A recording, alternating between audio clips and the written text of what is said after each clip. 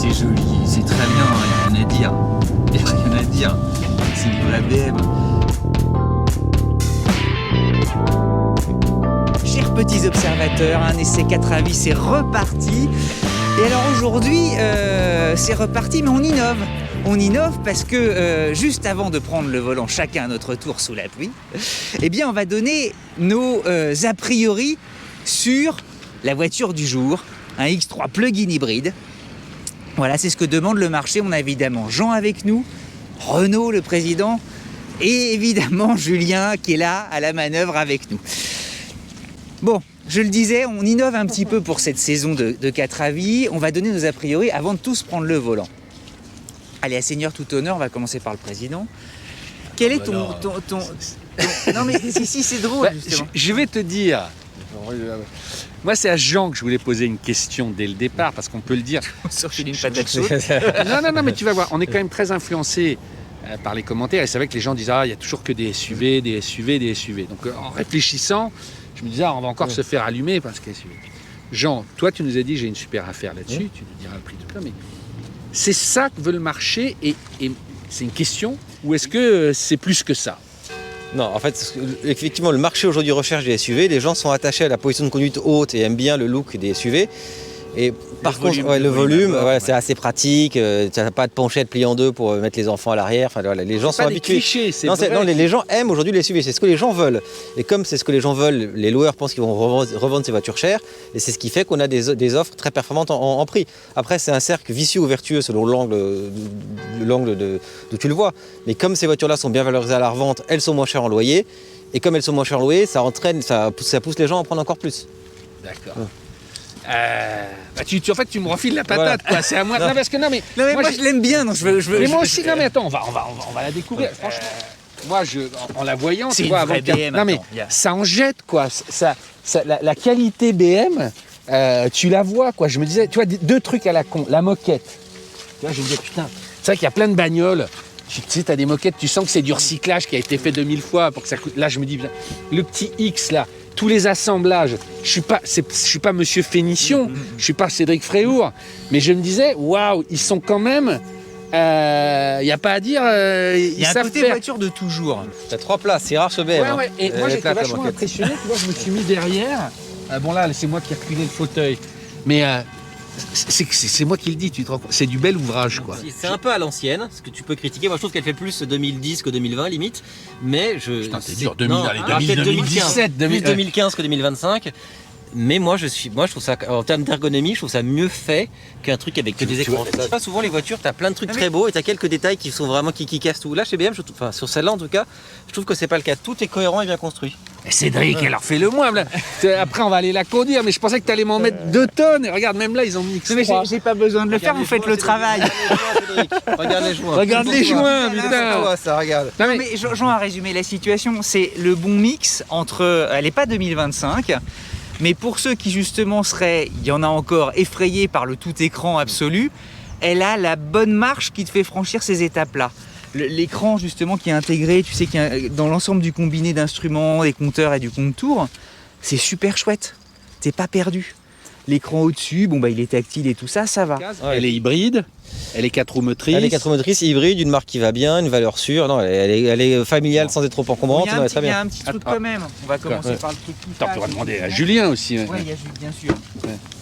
Je vais prendre la caméra, Julien, pour que tu te lâches. Il y a évidemment cette petite margelle là qui supprime un peu le coffre. Bon, ok. C'est un truc qui est vachement bien. Moi, c'est mon point positif pour le coup. T'as que 450 litres, mais comme le X1 finalement, mais je trouve ça très malin qu'ils ont mis ça parce que c'est toujours le problème de où est-ce que tu mets tes câbles. Là au moins c'est rangé, ça bouge pas dans tous les sens. On l'achète pas pour ça quand même. Non, mais moi c'est le truc. Je l'ai acheté parce qu'il y a un range-câble. Non, mais c'est vachement cool, même quand on avait la Honda, il y en avait partout et tout. Non, moi. Je vais être un peu plus dur. En fait, je suis assez d'accord avec ce que dit Jean. J'ai l'impression qu'elle est de 2017, mais j'ai l'impression que c'est une voiture pas du tout de 2020-2021. J'ai l'impression que, ok, en 2017, mais parce que la ligne tout, franchement, mais je trouve qu'elle a déjà un coup de vieux et que c'est un peu, c'est méchant de dire ça, mais c'est un peu insipide, quoi. C'est un SUV BM de plus et je trouve pas très. C'est hyper bien fini, il n'y a pas de souci là-dessus. Mais quand tu mets là presque 80 000 € à l'intérieur, tu as envie d'avoir un effet waouh. c'est un peu à l'ancienne, quoi. C'est juste Tu ça. vois, même quoi. ça, même les compteurs à l'écran, c'est beaucoup moins personnalisable que le Volkswagen qui a pourtant 5 ou 6 ans. Tu vois, Ouais, c'est ça. En fait, en gros, à droite, tu peux changer tes trucs. Et mais tu peux ici, être ta carte, en fait, toi, c'est ça moins. change par rapport au mode. Si tu veux, ça change de couleur par rapport au mode. c'est Et pas après, très- à droite, tu peux changer ça. À quoi vous mettre un écran pour ça, quoi, t'as Bah, envie c'est de dire. ça. Mais Ceux qui connaissent les avions comprendront, j'ai l'impression que c'est un DC-9 avec des écrans d'Airbus. Donc là, on a le 290 chevaux, alors, enfin, il y a un en 4 cylindres. cumulé, alors, c'est un moteur 4 cylindres qui fait 184 chevaux. Donc, il est 4 roues motrices. Donc, l'avant, c'est le thermique. L'arrière, c'est l'électrique. L'électrique fait 109 chevaux. Et quand tu le cumules, ça fait 292 chevaux. Et la batterie est de 12 kWh, mais 10,8 kWh utile. Voilà, ils disent 50 bornes, mais de tout ce que j'ai vu, c'est plus 30 à 30 bornes. 40 comme d'habitude. Quoi. Mais tu vois tous ces aspects un peu vintage, vieillots, anciens. C'est dur aujourd'hui. Moi, ça me le rend charmant. Je le trouve en fait que ça, je le trouve même chic. Beaucoup plus. Il y a un côté, le côté désuet me le rend vachement attractif. C'est bizarre. Je pensais pas être sensible à ça. Ça t'aime bien, Renault, non? Moi, j'ai trouvé tout vachement bien fabriqué. Je me suis dit, Je m'enlève. c'est quand même. Attends, quand on parlera du prix à la fin, tu vas Mais voir. non, mais je sais que ça vaut un bras. Mais oui, alors tu nous rediras. Mais pour ceux qui veulent pas aller plus loin, qui sont déjà convaincus, s'ils vont sur PCA En Service. fait, là, en business, sur 15 000 par an sans apport, sur une business, c'est moins de 500 € par mois, ce qui est imbattable pour une voiture à plus de 60 000 €. T'es allé trop vite, 15 000, c'est kilomètres par 15 an. 000 km par an, 3 ans. Une business, c'est moins de 500 € par an. Ouais. Par mois, pardon. Par an, ça fait quand même vraiment pas cher. Et si tu veux la M-Sport, c'est genre 560 € par mois. Et celle-ci qui est suroptionnée, Ouais. donc Luxury avec 10 000 € d'options, c'est je crois 680 € par mois. Donc c'est genre une business, en fait, c'est moins cher. Même une M-Sport, c'est moins cher qu'une 3008 ou c'est le même prix qu'une 3008 hybride. Donc Ah bah, c'est vachement, c'est comme ça qu'il faut commencer en Ouais. fait. Et alors, est-ce que tu auras un jour des offres pour les particuliers, parce qu'on va Alors, encore on y se faire travaille. engueuler. Le- Pour le moment, ta boîte c'est pour en c'est- gros, oui, c'est- les indépendants ou les. Et les bon. sociétés, les particuliers, on y travaille, on voit qu'il y a beaucoup de demandes dessus. Le problème, c'est que les constructeurs n'accordent pas les mêmes remises pour les particuliers et pour Voilà. les pros. Donc voilà, ça prend C'est du pas temps. toi qui fais les Non, c'est prix, pas de hein. ma faute, si Toi, ne t'es- m'engueulez non, pas. non, mais voilà, non, mais il y Moi, a des je serais ravi. confusions parfois. Toi, ton job, C'est de trouver les meilleurs prix du marché. toi, tu es un chercheur, tu es le comment est-ce qu'on appelait ça, les chasseurs de primes, Exactement. les hunters. Et là, tu as trouvé, voilà, et tu passes par des organismes qui sont différents à chaque fois. Exactement. Ton job, c'est ça. On optimise les différentes propositions des organismes pour trouver les meilleures offres. Et donc là, on a une offre canon sur le X3. Tu fais comme Ah. Alors, vous savez, alors là aussi, les gens vont dire, on sait qu'un hybride rechargeable, pour qu'il soit optimum, il faut vraiment le recharger tout le temps, sinon on perd le bénéfice. J'allais dire de Encore que ce conso. soit vachement discutable, puisqu'il y a des dernières études qui disaient que justement un modèle comparable, puissance comparable, le thermique seul et un plug-in, eh ben, qui gagne? Je te le donne en 1000 et 1000, en tout cas sur un C5, un Citroën C5. On salue Caradisiac et Pierre Desjardins Bravo qui s'est amusé. Caradisiac, Ouais, qui est arrivé à 200 000, mais nous aussi. Ils ont pris effectivement la C5 Aircross avec le moteur 180 et le 225 et ils se sont amusés à tout faire avec un tableau, on a regardé au bureau.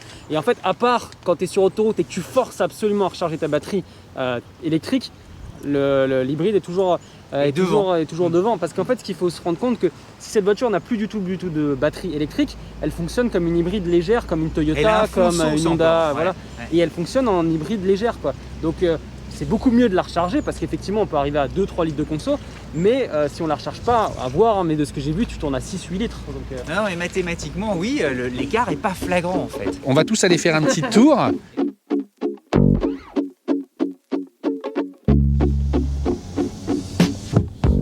Alors c'est parti. Je me recoiffe hein, parce que l'ambiance générale. Chers petits observateurs, bonjour. J'aime beaucoup les BM. C'est un environnement qui m'est familier. Et j'aime bien, je trouve que cette philosophie assez tournée vers le conducteur en fait me plaît bien. L'habitacle est à la fois joli, soigné, sans donner l'impression de vouloir trop impressionner, comme ça peut être le cas sur certaines Mercedes ou sur un Range par exemple. Parce que j'aime beaucoup les chromes, j'aime beaucoup la laque, j'aime quand ça brille. Et ce côté, ce raffinement en réalité, qui a tendance à disparaître en ce moment, ce raffinement il me plaît, il me rassure, c'est un côté bourgeois archi classique ancestral, je trouve ça chouette. Dès que vous montez à bord, vous voyez, je retrouve cet esprit BMW qui passe d'abord par le volant, je l'ai dit 1000 fois pour ceux qui me suivent. On sent Bonjour, comment puis-je vous aider? on sent le cuir de la vache, on sent le cul de la vache, quoi, vous voyez. Alors là, bienvenue dans le monde moderne. J'ai Pour rien, cette fonction, je dois être connecté à un appareil Bluetooth, appareil mobile. j'ai rien demandé, Veuillez les gars. Vous voyez. continuer avec la Alors, commande ça m'exaspère. Je trouve que c'est le mauvais côté du monde moderne. Alors, je me mets en auto e-drive. Vous voyez tout avec la caméra là. Donc le auto e-drive, c'est pour que je puisse conduire vraiment en hybride. Je suis content parce qu'elle n'a pas du tout de batterie. Donc on va voir comment elle gère ça. D'ailleurs, je vais mettre ma conso à 0 juste pour ça. Juste ici. Donc là, par exemple, on recharge. Hop. Et de 0 à 1000 à peu près, j'ai l'impression. Là, on est sur une vraie hybride. Donc là, on est que sur de l'électrique. Et si j'accélère, hop, là, le moteur thermique se met en route. Et ce qui est bien, c'est que on entend très peu, on entend vraiment très peu. Alors, Le premier feeling de direction est agréable. La voiture est facile à prendre en main. Je trouve qu'on cerne bien ses dimensions. Elle n'a pas ce côté impressionnant que peuvent avoir certaines voitures de ce gabarit-là. Hyper ouatée, hyper silencieuse, évidemment. On est là en plus sur le moteur électrique uniquement. Donc c'est super cool. Le volant, la direction, c'est une grande douceur. Bref, la quiétude qui domine. Et on est bien assis, on est assis bas, c'est une vraie allemande. Voilà, on peut conduire aux fesses, on est vraiment presque par terre, le volant haut, bien vers vous pour qu'on puisse le tenir, avec une jante épaisse. Ouais, voilà, Ça sent encore la bagnole. Et il y a toujours, vous voyez, je sais pas, ils sont quand même très forts chez BM. Ça faisait longtemps que j'en avais pas conduit. Je retrouve immédiatement des choses que j'ai senties dans des séries 5, dans des séries 3. Vous savez déjà le contact de la pédale. Vous savez, qui est pas, c'est pas une pédale suspendue, elle est au sol. Et franchement, vous êtes tenu. C'est un confort assez ferme, c'est très BM en fait. Je pense que, alors les gens qui aiment BM, là ils vont râler dans les commentaires et tout, mais effectivement je comprends les gens qui aiment, entre guillemets, j'aime pas dire ça, mais les vraies bagnoles. Il y a encore ce côté voiture d'antan, voiture des années 2010, et en même temps il y a une vraie finition. Tout le monde a parlé de ce volant, effectivement on a bien le volant en main, il y a ce truc là. Et puis le combo aide beaucoup, voilà. Mais je trouve, moi j'aurais du mal, c'est con, hein, je pense toujours au prix, mais parce que c'est quand même énormément d'argent. Mais pour 76 000 €, bah, je serais un peu déçu d'avoir ça, quoi. Il faut quand même se dire, même si on est en location sur 2 ou 3 ans, pendant 2 ou 3 ans on a un intérieur qui, moi je trouve, est de 2015, bon en l'occurrence c'est 2017, hein. Mais j'ai plus l'impression qu'en fait c'est un espèce de restylage qu'une nouvelle voiture. Voilà. Le premier ressenti que j'ai, c'est qu'elle paraît plus dynamique, moins lourde, plus réactive que la Volvo par exemple, hein, que j'ai pas mal essayé, que j'aime beaucoup. Donc on sent qu'elle est un peu plus... le sentiment que j'ai, c'est qu'elle garde, malgré ce format qui est quand même pas du tout sportif, parce qu'on est sur un SUV hybride, donc une voiture très lourde, je trouve qu'elle garde un peu l'ADN BM avec une voiture plus réactive et plus pensée pour le conducteur que certaines propositions concurrentes, notamment chez Volvo. Moi je me comprends quand je dis ça, et vous avez vu, j'ai pris une petite, j'ai rayé la jante parce qu'effectivement c'est hyper étroit, et le passage, on le voit, j'ai voulu essayer de monter un peu sur le trottoir pour éviter de me faire une jante, et en parlant, on passe à 3 cm ici, et ben on est quand même passé, les gars. Voilà, ben ça fait un peu de piment, ça. En tout cas, le pneu reste, semble-t-il, gonflé. Alors ensuite, on y va. Ressenti, confort, détail. Ben, le confort, ouais, vachement bien, quoi. Les sièges, j'adore quand ils sont enveloppants. On a une version luxury. Les cuirs sont magnifiques. Qu'est-ce que vous voulez vous dire? On est un pacha là-dedans. Trop de voitures, aujourd'hui, ont tendance à vous aseptiser le jeu, quoi. Vous êtes complètement coupé. Alors que là, je ressens... une voiture, ça se conduit aux fesses, vous ressentez dans les... Ça filtre juste ce qu'il faut. Vous voyez, ce que mes yeux voient et ce que je ressens dans le bassin, dans les jambes, c'est la même chose. J'ai l'impression Non, c'est très fort, franchement. Déjà, le premier ressenti au volant, voilà, c'est cette espèce d'hybridation légère quand on n'a pas d'autonomie, parce que voilà, on a une petite batterie, comme j'ai dit, qui est de 10,8 kWh, donc assez rapidement, si on la charge pas, en vrai on fait 30 à 40 bornes si on fait vraiment attention. Bah là je suis en hybride, elle gère bien son truc, il y a le moteur thermique qui vient de se mettre en route, on l'entend pratiquement pas, il n'y a pas de vibration quand il se met en route, franchement c'est confortable, c'est vachement bien. La pédale de frein est agréable, il y a pas de... on sent pas d'à-coup ou de variation de consistance dans la pédale de frein, comme ça peut parfois être le cas sur les voitures hybrides. Donc là encore c'était un bon point. Non, il y a un truc qui est génial, c'est que ouais, on sent que la voiture est vivante, on sent que le châssis il est fait pour être dynamique et agile. Et même si c'est un SUV, ça gomme ce sentiment de trop de confort en fait qu'on peut reprocher sans doute, en tout cas pour ceux qui adorent tourner des volants, à des voitures généralisables. Là, on sent que derrière tout ça, il y a une âme sportive et c'est vraiment sympa quoi.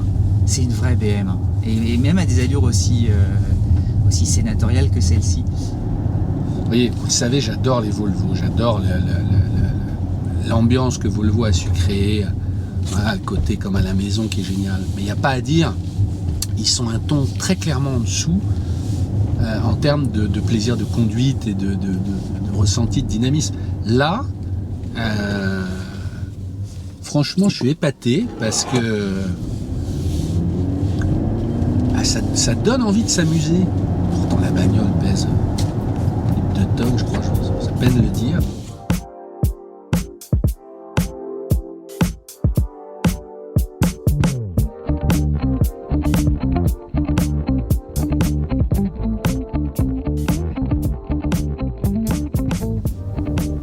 Je vais mettre mode sport, voilà. Elle fait le 0 à 100 en 6 secondes et quelques brouettes.